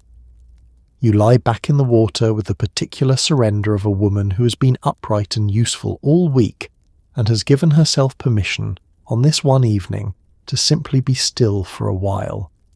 After the bath, you sit at the vanity in your robe, hair pinned loosely away from your face, and you work through the skin with more time and more thoroughness than a weekday allows. The cold cream goes on more generously and stays longer, 5 or 10 minutes rather than the usual 2 or 3, allowed to penetrate while you sit quietly and perhaps read a few pages of something, or simply look out the bedroom window at the evening settling over the yard. When you wipe it away, the cloth comes back with more than it does on an ordinary night, and the skin beneath is visibly softer, more receptive, more willing. The face mask, if you practice one, happens on Saturday evenings. It might be an egg white beaten stiff and painted across the face with a brush, left to dry until the skin feels tight and slightly papery, and then rinsed away with warm water to reveal a surface that is temporarily tightened and brightened. It might be a prepared mask from a jar, one of the newer preparations available at the pharmacy that smells of clay or honey and promises to draw impurities upward from beneath the skin. Whatever form it takes, the mask is the most intensive step of the week, and Saturday is when it belongs because Sunday follows, and Sunday requires the best version of your face. The nails receive their attention on Saturday evenings as well. You soak your hands briefly in warm water to soften the cuticles, then push them back carefully with an orange stick, trimming only what needs trimming and leaving the rest to grow naturally into the oval shape that the decade considers correct. If you wear nail polish, which many women do for Sunday, tonight is when you apply it, sitting at the kitchen table with the bottle open and the brush held steady, 3 strokes per nail in the method your mother taught you, 1 down the centre and 1 on each side, the strokes overlapping slightly to produce an even coverage that does not streak or thin at the edges. The polish dries while you read or listen to the radio, your hands held open and still, which requires a particular kind of patience that Saturday evening, with its slower rhythm, accommodates. Your hair receives its Saturday treatment as well. If tonight is wash night, the washing and setting take place with the full attention they deserve. If you washed midweek instead, tonight is for freshening, for touching up the curls that have relaxed over the preceding days, for reapplying the setting lotion to any section that has lost its shape, for pinning everything back into precise order so that Sunday morning requires only removal of the pins and a light combing through rather than any real effort. The headscarf goes on at the end of it all, tied at a slightly more careful angle than usual, because Sunday morning has been anticipated and prepared for in every detail that can be prepared for the night before. By the time Saturday evening is finished, you have spent perhaps 2 hours on yourself in a way that the other 6 evenings of the week do not provide. 2 hours that belong entirely to the body and its care, to the face and the hands and the hair, and the quiet satisfaction of a weekly accounting rendered in full. You go to bed on Saturday nights feeling ready in a way that is deeper than the surface, the particular readiness of someone who has not left anything undone that could have been done. Sunday will ask something of you, as Sundays always do, and you will meet it prepared, which is, in the 1950s, one of the quiet dignities available to a woman who has paid careful attention to herself in the hours that no one else sees. In the 1950s, there is a widely held belief, passed between mothers and daughters and hairdressers and beauty columnists, that regular trims keep the hair healthy and growing. Not because anyone fully understands the biology of it, but because women who trim their hair regularly seem to have better hair, and that is evidence enough. The trim is scheduled with the same regularity as the weekly wash, arriving in the calendar every 6 to 8 weeks, as a fixed appointment rather than an optional one, because women who wait until the hair clearly needs a trim have already waited too long. By the time the ends are visibly ragged, by the time split ends have travelled upward into the shaft and the hair has begun to break rather than bend, the damage requiring correction is greater than a trim can address without sacrificing length, and length is something women of this era manage carefully and do not sacrifice without thought. Your stylist takes perhaps half an inch, sometimes a little more if she sees something in the ends that concerns her. The slight transparency that indicates the hair has thinned at the tip from repeated setting and brushing, or the roughness that comes from a winter of dry indoor air and too little conditioning. She holds the section between 2 fingers and cuts with a single clean stroke, because clean cuts produce clean ends in a way that multiple hesitant snips do not. The hair that falls is small in quantity but significant in effect, and you can feel the difference in the weight of the hair as you leave the salon, a slight lightness and responsiveness that was not there when you arrived. The belief that trimmed hair grows faster is one of the persistent convictions of this era, discussed with confidence at beauty parlours and kitchen tables, and repeated in the beauty columns with the authority of established fact. The mechanism is understood loosely as something like ends that split travel upward and must eventually be removed from a higher point, reducing the net length gained from any given period of growth. Therefore, regular small trims preserve the length by preventing the damage that would later require larger cuts. Whether this is precisely accurate in scientific terms matters far less than the fact that it produces in practice results that women observe and trust. Hair that's regularly trimmed does appear to grow more evenly and to hold its style more reliably than hair that is not. There is also a connection, understood practically if not scientifically, between the condition of the ends and the overall appearance of the hair. Healthy ends catch the light differently than damaged ones.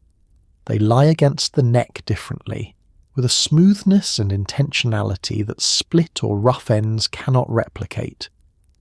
A well-trimmed head of hair in the 1950s reads as a head of hair that has been looked after, and in an era when the appearance of one's hair is understood as a direct reflection of one's standards, that reading matters considerably. Your appointment for the trim is often combined with the monthly shampoo and set that the salon performs, a fuller treatment than what you achieve at home, with the setting lotion applied in professional quantities and the dryer hood lowered for the precise amount of time your hair requires, determined by your stylist through accumulated knowledge of your particular texture and thickness that no instruction manual could fully convey. The trim happens first, before the shampoo, while the hair is dry and its natural behaviour fully visible, unaltered by water or product. Your stylist works quickly and with the decisive confidence of someone who has assessed several thousand heads of hair and developed reliable instincts about what each one requires. By the time you leave, the hair has been cut and washed and set and dried and finished, and the trim has restored the ends to the clean, even line that makes the style behave as it was designed to behave. The hair moves as a single unit again rather than as a collection of individual strands going separately in subtly different directions. It holds the curl, it falls at the right angle, it does what you need it to do on a Sunday morning with a minimum of effort, which is, quietly, the entire goal of every appointment, every treatment, every 6 weeks of careful tending. A face and a head of hair that appear to anyone who sees them to require no effort at all. Not everything in the 1950s beauty ideal is about transformation. There is, woven into the culture of the era alongside the cold cream and the posture advice and the weekly hair sets, a quieter kind of wisdom, a practicality, an understanding that a woman who ages gracefully is not a woman who has fought aging ferociously and won. She is a woman who has learned to work with what she has. This wisdom is not resignation, and it is important to understand the difference. Resignation is the abandonment of care, the putting down of the cold cream jar, and the removal of the headscarf, and the decision that none of it matters anymore. That is not what the women of the 1950s mean when they speak, as they sometimes do, of accepting what cannot be changed. What they mean is something more precise and more useful. The recognition that certain qualities of the face and body are fixed, and that beauty, rightly understood, involves learning to work with those fixed qualities rather than against them. Your bone structure is what it is, and has been since you were young, and the face that settles around it over the decades will do so according to its own particular logic. The distance between your eyes, the width of your jaw, the height of your forehead, these are not variables. They are the given conditions of the problem, and a woman who understands them clearly can make choices, in her hairstyle and her makeup and the colours she wears, that work with those conditions rather than struggling against them. The beauty column understands this too, and the good ones address it directly, offering guidance on styles that flatter a narrow face differently than a wide one, on colours that work with olive skin differently than fair skin, on necklines and collar shapes that serve the long neck differently than the short one. The grey hair question is where this principle is most actively negotiated in the 1950s. Some women colour their grey, some do not. Both choices are available and both are practiced, and neither is universally considered correct. Women who colour do so for the same practical reasons women have always coloured. Grey hair ages the face, removes warmth from the complexion, changes the relationship between hair colour and eye colour in ways that do not always serve the face well. Women who do not colour make a different calculation, deciding that the maintenance of colour is more than they wish to take on, or that their particular shade of grey is becoming rather than aging, or simply that authenticity in this particular area matters to them more than the alternative. Both women are making considered choices, and considered choices, even when they differ, are the expression of the same underlying value: intentionality about one's own appearance rather than drift. Fine lines are discussed in the beauty columns and in conversation with the same mixture of practical strategy and philosophical acceptance. You address them with cold cream and night cream and the careful application of powder that does not settle into them and accentuate them further. You choose a shade of foundation that does not emphasize texture. You keep the skin moisturized so that the lines are softer than they would otherwise be, and then you proceed. You do not look at them in the morning with the expression of someone confronting a catastrophe. They're part of a face that has been lived in, and a lived-in face tended carefully and carried with composure has its own beauty that a very young face does not yet possess. A beauty made of history and endurance, and the particular confidence of a woman who has figured some things out. There is a phrase that moves through the social vocabulary of women in the 1950s, spoken at kitchen tables and across backyard fences and in the quiet of beauty parlours on Saturday mornings. She has aged well. It is one of the higher compliments available in this era, applied to women who appear, at 50 or 60, to have arrived at that age with grace rather than damage, who look like the best version of themselves at the age they are rather than a diminished version of who they were at 25. The compliment honours not youth preserved but character expressed, and the women who receive it have typically done so by practicing exactly this balance between care and acceptance, between attending to what can be attended to and releasing what cannot. You understand this not as a limiting idea but as a liberating one. The care you take every morning and every evening is not a battle against time. It is a partnership with the face you have, tended faithfully through every version it passes through, honoured in each present moment rather than measured against some previous or imagined alternative. That is the quietest and most enduring beauty practice of the entire decade, and it costs nothing, requires no jar and no appointment and no columns advice, simply looking at yourself with the steady, kind attention of someone who intends to keep showing up. The most important beauty lesson most women in the 1950s ever received does not come from a magazine or a department store counter, or a beauty school curriculum. It comes from standing in the bathroom doorway at 8 or 9 years old, watching a mother smooth cold cream across her face before bed, watching the careful placement of pin curls, watching the unhurried way that care is paid to the body at the end of a long day. You did not know, at 8 years old, that you were being taught. You thought you were simply watching, in the way children watch anything that belongs to the world of adults, with a mixture of curiosity and the beginning of imitation. You stood in the doorway in your nightgown with your hair already in its own modest pin curls, the ones your mother set for you on school nights with the same patience she applied to her own, and you watched her go through the steps that you would one day perform alone: the cold cream, the cotton cloth, the toner on the pad, the night cream applied in the direction she had explained to you once, upward and outward, always upward and outward. and the explanation did not need repeating because you had watched it so many times that the direction felt like the only direction possible.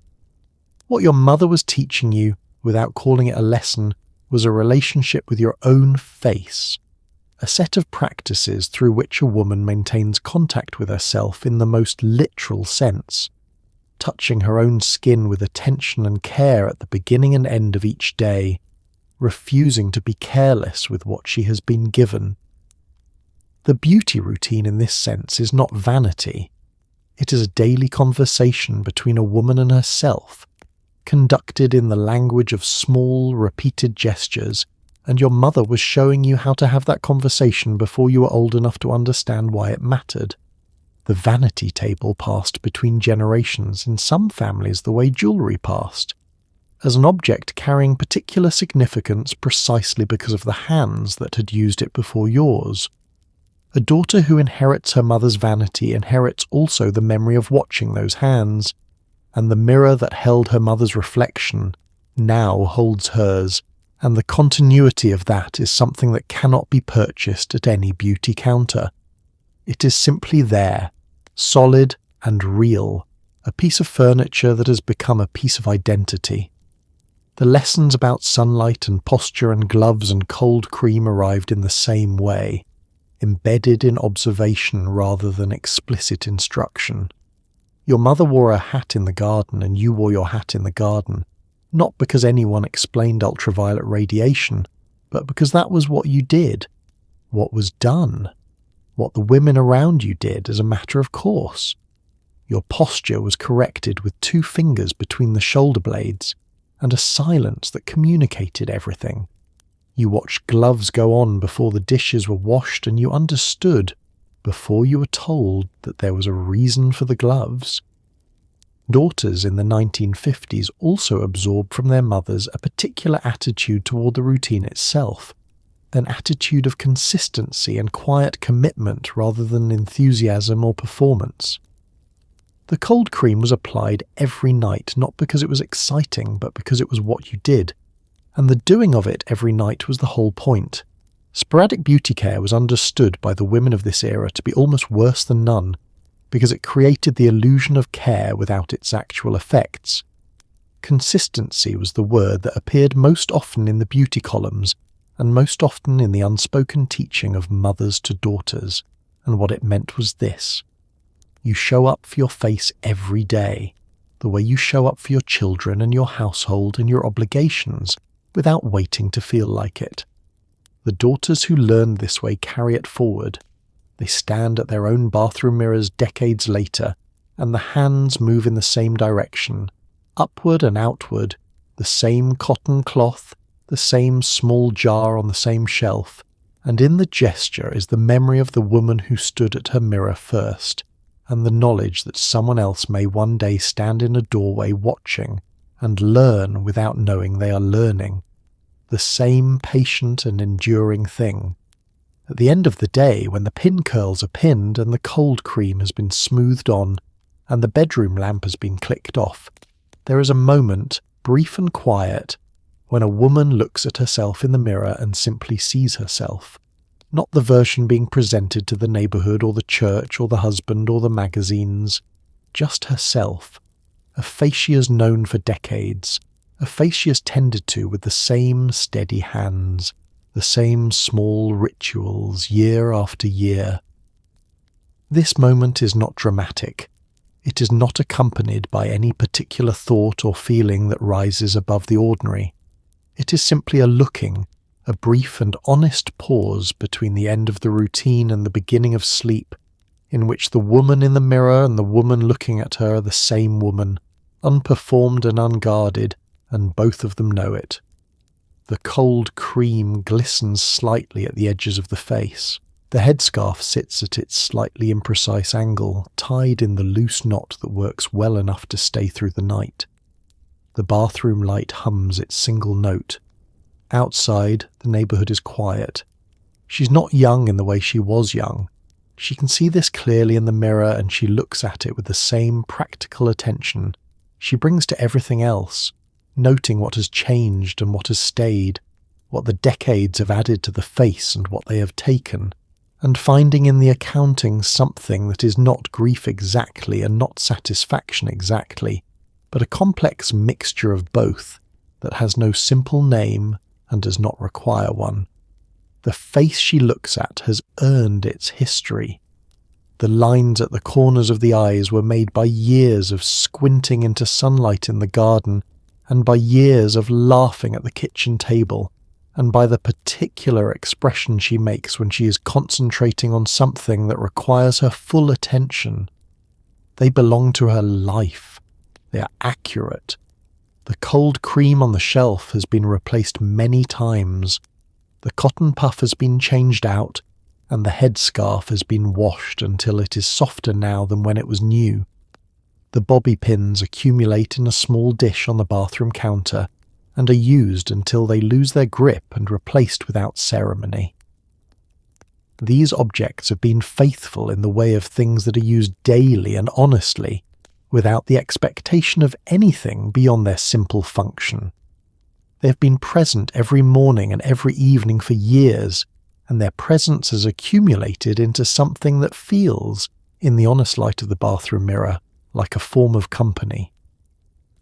What the women of the 1950s understood about beauty, that later decades would make more complicated, is that it was, at its most essential, a practice rather than a result.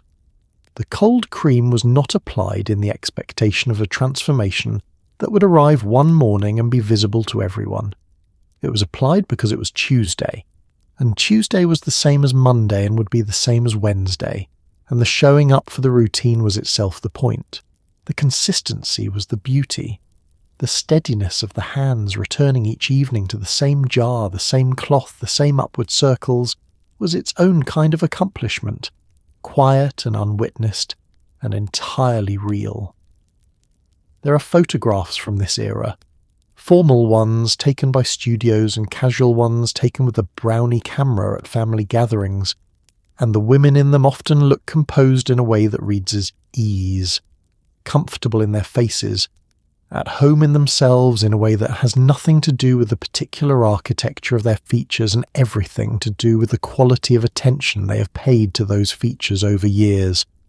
A woman who has looked at her own face every morning and every evening for decades, who has touched it with care and addressed it with honesty and made peace with what it is and is not, develops a relationship with her own appearance that produces exactly that quality: ease, presence, the particular grace of someone who is not surprised by herself. The lamp goes off. The bathroom is dark. The house settles into its nighttime sounds, the creak of a floorboard, the distant hum of the refrigerator, the soft movement of air through a window left slightly open. The woman who was at the mirror a moment ago is in her bed now, hands folded, eyes closed, head tilted slightly to protect the pin curls on one side. The cold cream is doing whatever it does in the quiet of the night. The routine is finished. Tomorrow it will begin again in the same order, with the same steady hands, and the mirror will hold the same face one day older, and just as faithfully tended, and the woman who looks into it will meet it the way she always has, directly, and with care, and without looking away. And so we come to the end of another evening together, here in this quiet corner of history, where the cold cream sits on the bathroom shelf and the pin curls are pinned and the house has finally gone still. We walk through the routines tonight, the small, faithful, daily practices of women who understood something simple and true, that care is not vanity, that showing up for yourself in the small ways, in the repeated ways, in the ways no one else sees or applauds, is its own form of dignity. They stood at their mirrors in the early morning and the late evening, and they tended to their faces with steady hands and practical hearts, and they did not need anyone to tell them it mattered. They already knew. These women did not call what they did a ritual or a routine or a practice. They simply called it what you do. And in that quiet phrase is something worth carrying forward. The idea that the small repeated gestures of a life, the glass of water kept on the counter, the cream smoothed on before bed, the hat taken off the hook before stepping into the summer sun, accumulate into something real, something that shows, over time, in the face and in the spirit both.